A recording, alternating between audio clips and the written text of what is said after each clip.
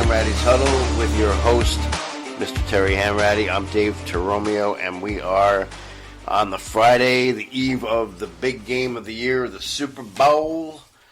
The Philadelphia Eagles and the Kansas City Chiefs from New Orleans, indoors. We know we don't have to worry about the weather. Right. You believe a week ago they had almost 9 inches of snow Down there, yeah. in New Orleans.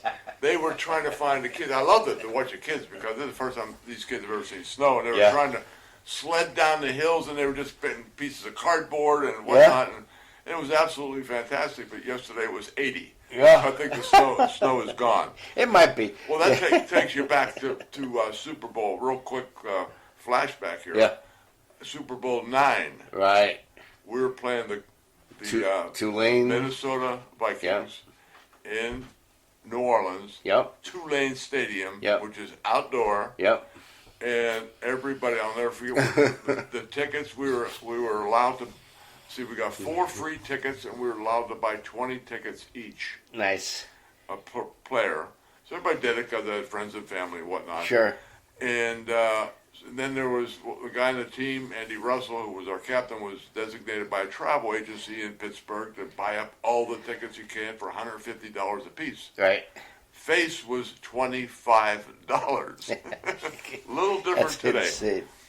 So Andy was buying up all these tickets. You know, everybody would take whatever they needed for the family. Then they'd sell them. That's the heck of a hit back then. Sure. And I remember looking at Lynn Swan saying, "Swanee," I said, "We got to sell your tickets to Andy." No.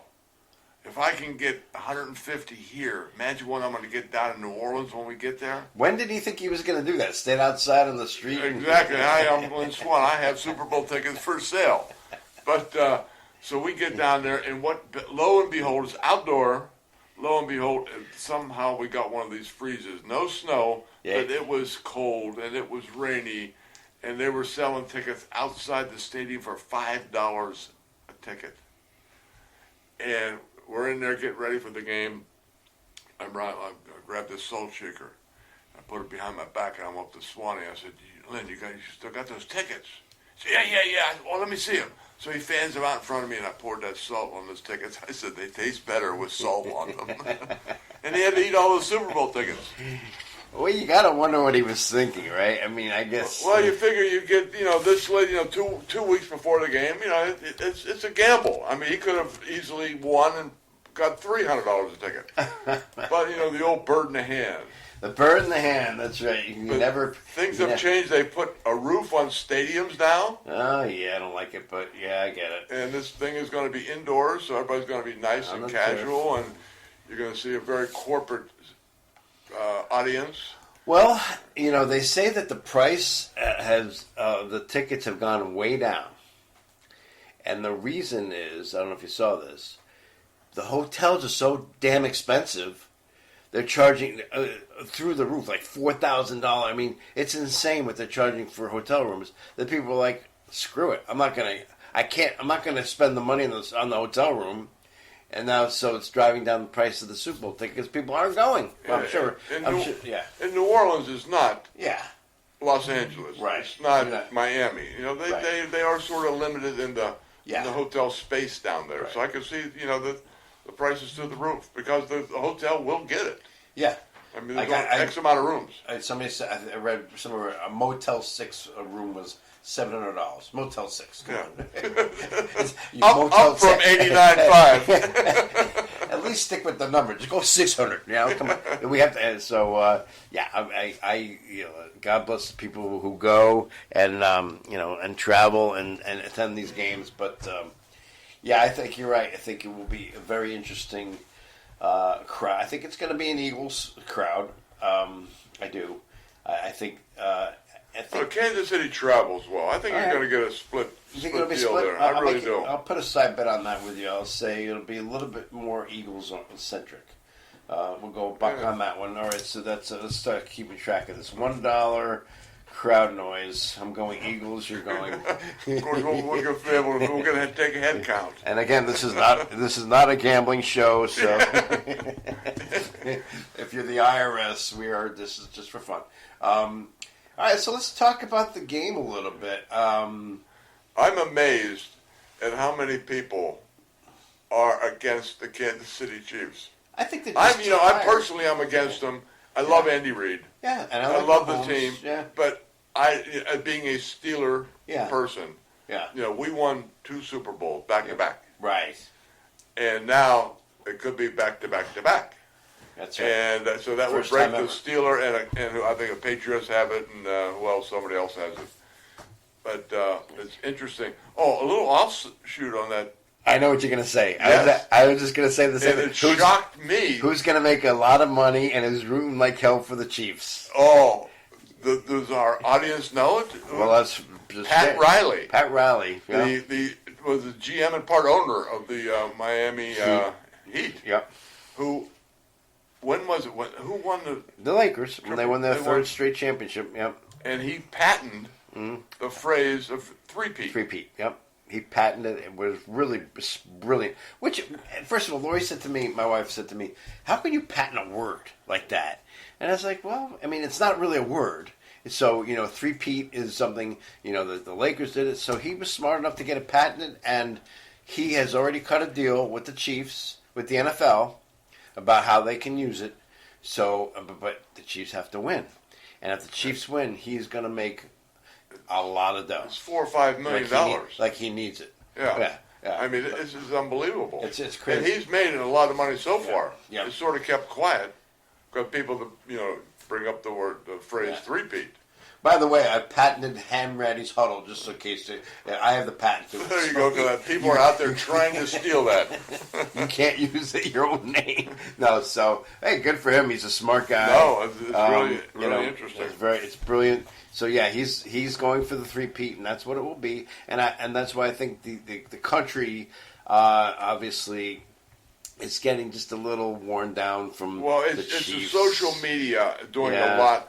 Because they're posting every bad call that official made against an opposing team. That's just ridiculous. For the Chiefs. Yeah. And I've said it before, football is not fixed. It's not fixed, no. There's no way in hell that you could fix this game. Yeah. And the Chiefs, did they get a couple good calls? Yes, they do. But believe me, if you give me those films, I'll make calls there that should have gone against the other team.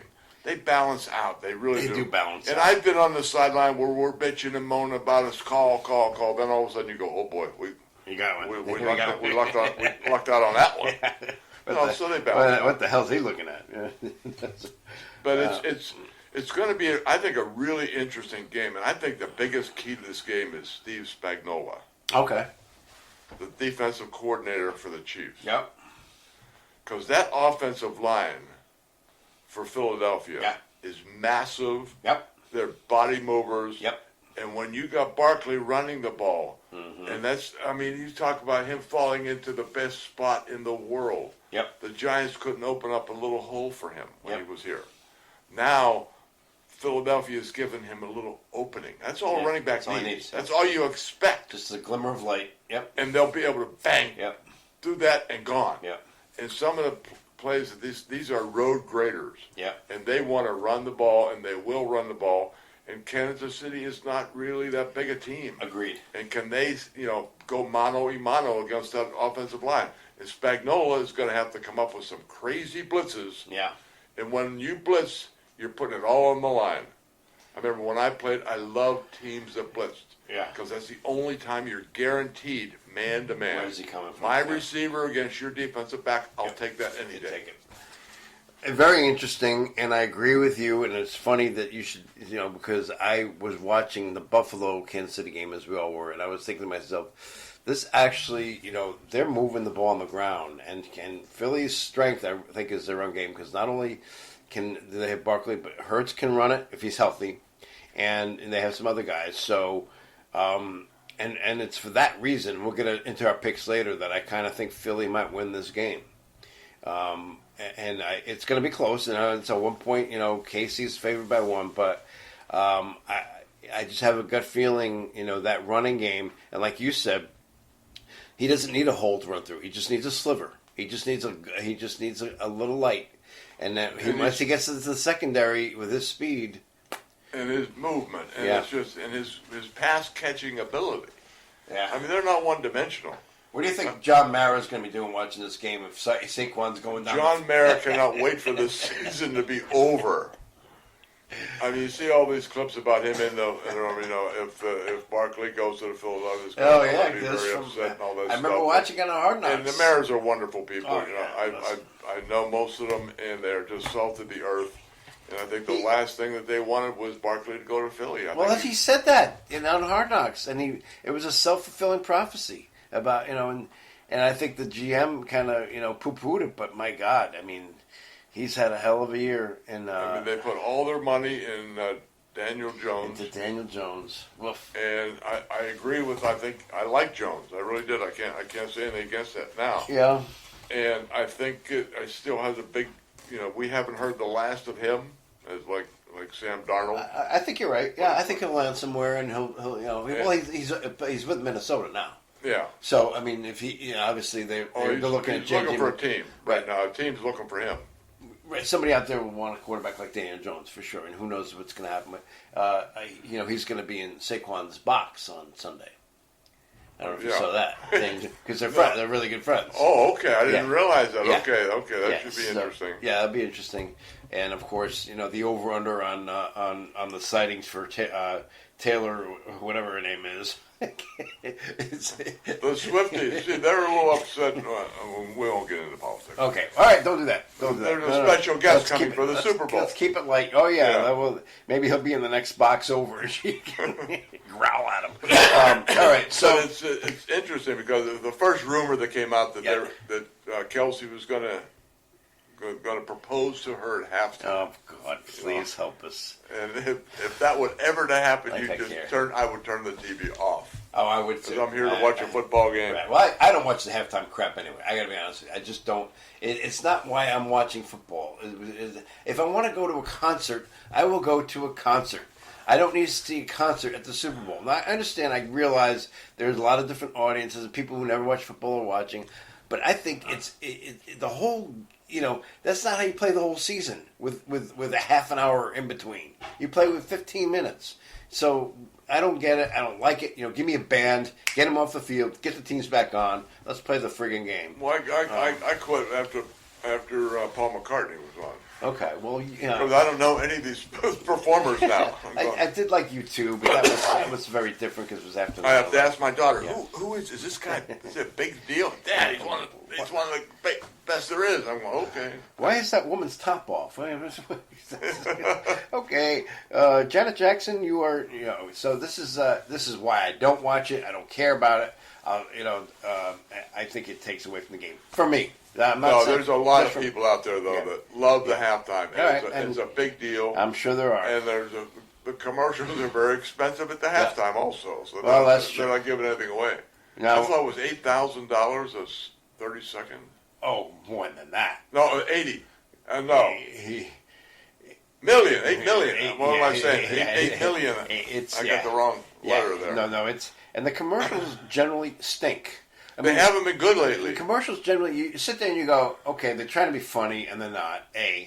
And then B, you sit there and go, what the hell was that even, what were they even selling? Well, that was back in the day. That was a big deal. People couldn't wait for halftime. Yeah.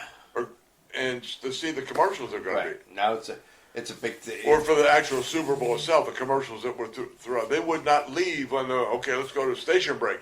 No one will go to the bathroom. The commercials I like are the Clydesdales. Oh. And if they have a puppy in there, I'm all in, okay? Now, I will tell you this. I'm actually interested because there's a comedian, I don't know if you've ever heard of him. His name is Nate Bargatze. He's hilarious. He is hilarious. He's very hot right now. He does some stuff on Saturday Night Live, but he's also...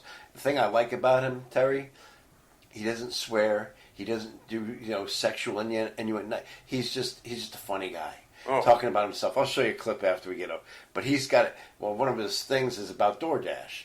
And he talks about, because he's like, I'm a big DoorDash guy and I'm a big fast food guy, even though, I know it's bad, but I love McDonald's. So he said, so one night he ordered McDonald's, and McDonald's had the McFlurry, but he wanted the Sonic ice cream instead, so he ordered both. And he's watching on his phone. He's like, these guys are going to come at the same time. He's doing his 2 cars, and I'm going to be embarrassed. So, but he's hilarious, and that got him a commercial for the Super Bowl with DoorDash. So you'll see it on Sunday, I'm sure. Okay. Yeah, but he's a funny guy. I'm going to show you a skit after this. When he played George Washington on Saturday Night Live, you're going to laugh your ass off. So. Well, not to change the subject here, but how about my ladies' basketball team at Notre Dame? Let's get into that. I just want to tell you one thing before we do on the game. One more thing, because I think all Giant fans who do the Giants. So do the Giants root for the Chiefs? Ooh, and because of Saquon, or do they root for Saquon to win, even though the Eagles are their hated rival? That is really an interesting question. Yeah, I think they root for KC. I do too. Because I think if they could just root for Saquon, right, to do well, but lose and lose. That would be the ultimate thing, I think, for a Giant fan. But I think, they got to be KC fans. Yeah. I mean, they don't want to see Philadelphia up on the podium. And I'll give you a reason why a Jet fan would root for Kansas City. Mekhi Becton, who was an absolute dog. Oh, the lineman.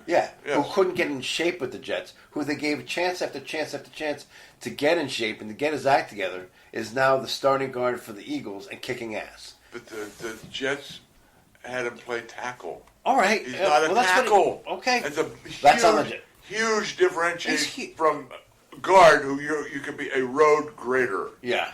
In pass protection, you have people to either side. All right. When you're an offensive tackle, you are on an island. Right. And if you don't have the great feet, you're going to get beat every time. I don't care how big you are. Okay. I could beat some of these guys, even today. Well, maybe not today. Fair enough. But, all right. So no, Jets... you got to know your personnel. You got to know where to put them. Plug them in. You do. You're right. It's a. But good he's point. one of the guys that I'm worried about. Becton? Because he's a road grader. Okay. And he's going to get in there. And he's just going to start just pushing guys down the field. And I think it's going to be up to Spagnuolo to figure out a way to get around this guy to tackle the guy behind him. Yes. Okay. Well, it's a fair enough comeback from you, but I'm just saying, as a Jet fan, you go, do we need to see this guy with a Super Bowl ring? I mean, I'm playing devil's advocate. It doesn't really bother me, but it's funny to me that this guy is now. If it didn't bother you, you wouldn't have brought it up. All right, stop calling me out. Stop making sense. This is not. I know it's your podcast, but okay. So you started to bring up a very interesting topic, and our Notre Dame fans will be pleased to hear this. Tell me about last night's game. See, I love watching women's basketball. Yep.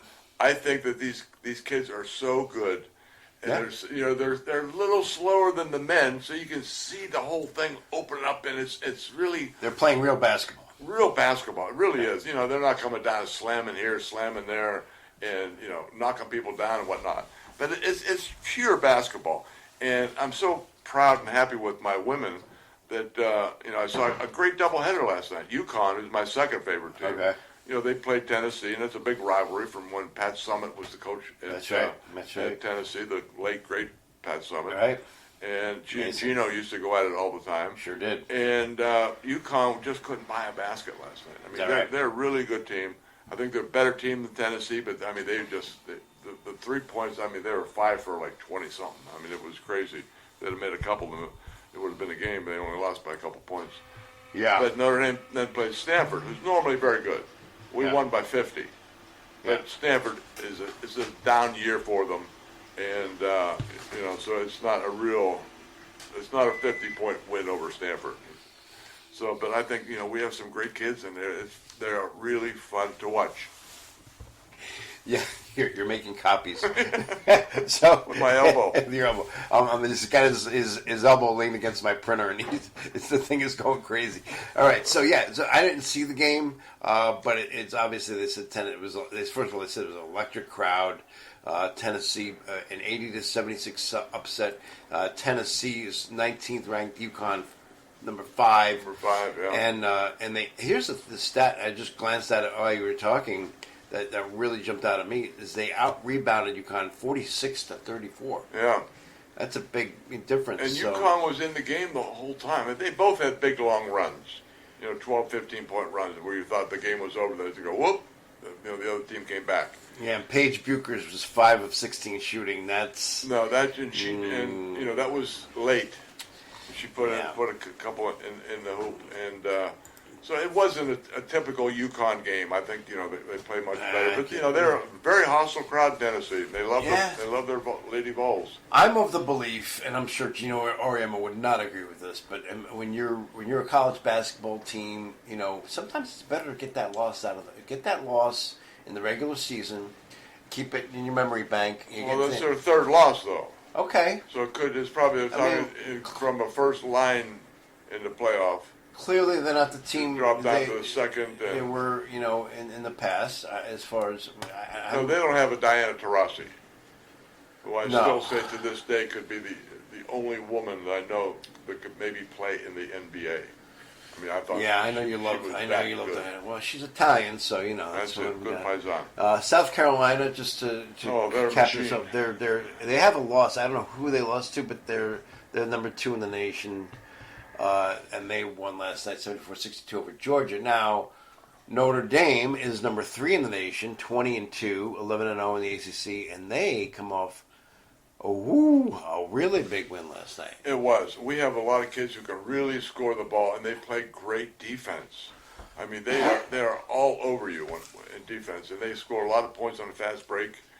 And Ivy, Neil Ivy, she is just a wonderful coach, hell of a player in her own right, but she took over for Muffet McGraw and doing a great job. And they're all women's basketball are fun to watch. I mean, these kids really play well. It's a great game.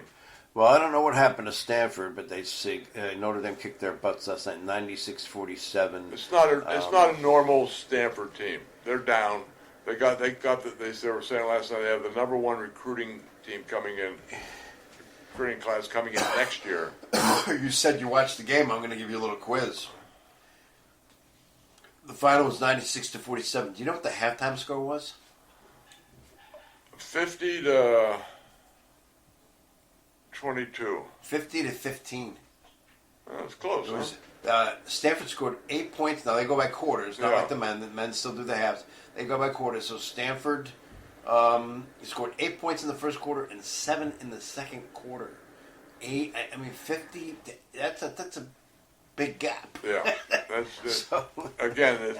Stanford is usually a top 5 team, no matter what year you pick out. But this is the one year where they just don't have the talent. But they have the number 1 recruiting class coming in next year, so they'll be back. They'll be back. All right, so let's wrap this up with our picks. I got to start with our friend Rob Adams, who couldn't join us today. He's a busy guy as always, and but he did tell me he was reluctantly picking Kansas City to win the game. Yeah, this is really a difficult pick for me. Because the Steelers, the back-to-back thing, and we talked about it, or the KC back-to-back. Do I want them to be the first three-peat and catapult over my Steelers? But Mahomes is just too good. He's just too good to be true. I mean, I really think that Spagnuolo's going to come up with something. He's got 2 weeks to prepare for those condominiums that they have as an offensive line in Philadelphia. And being able to somehow defend against them, very difficult deal. And I think they're going to hold Barkley to a normal person's rushing, as opposed to the craziness that he's been doing so far. And I'm going to take Kansas City. All right, so you and Robert with Kansas City. I'm going to pick a score. Okay. Let me write this down. We got a score. I'm pausing. Let's hit Doug. Sorry, pause. Kansas City will win. KC. 34-21. 21. Philly, 21. And I will also say that I never picked a game right in my life. Okay, and for that reason. People used to call me when I was working on Wall Street. People would call me on Friday and say, Terry, who do you like over the weekend? What's your 5-star? And I get spout all this stuff off to them. And after a while, I'm thinking, why are these people still calling me? This is crazy. I haven't picked a game right. And they say, we go the other way. Yeah. Go, okay. That's nice. I got it on bet, or I'd be sleeping on. Well, hopefully they give you a good percentage. So I'm going to go the other way. I'm going to say Philly pulls this one out 28-24. Although I do think I'm rooting for Kansas City for several reasons. But I just want to see a good game, actually. It's one of those games where I think it will be a good game. And I do think Philly pulls this one out 28-24. You and Rob. So we have $1 on the one bet, which was what? And $1 on amount of fans. So you got to. I leave it up to oh, you. the fans, to yeah, do the head count. I'm going to count. You go by noise. So the fans $1, the game $1. Rob, if you're in on this, let me know. Especially on the game, I will go $1 with you as well. So I'm just throwing my money around like a wild drunk. All right. Like a manhole cover. Oh, I do want to mention this because I think it's worth mentioning. The Hall of Fame, we don't have to get into the guys that win. It's a small class, but Mr. Eli Manning, not even close. Not even close. That surprises me. Yeah. I mean, Eli was with a big-name team, the Giants, and he won 2 Super Bowls, MVP both. Yep. I'm shocked that he was not only not chosen, but the amount of the votes he got was not good. And, No, but I mean, I personally would put him in. I mean, I think he was that good. I think he's going to get it eventually. I don't know. He's eventually going to get it. I don't know. Is he overshadowed by Peyton? I don't know. What do people think? Who knows anymore? Listen, anybody who can beat the Patriots twice in the Super Bowl is automatically in my Hall of Fame. When nobody was beating the Patriots. No. He didn't, no one was beating Brady up there except for Eli. Yeah. That's true. That is true. All right, my friend, we are going to wrap this one up. Dave Toromeo here for Terry Hanratty signing off. Enjoy the Super Bowl, folks.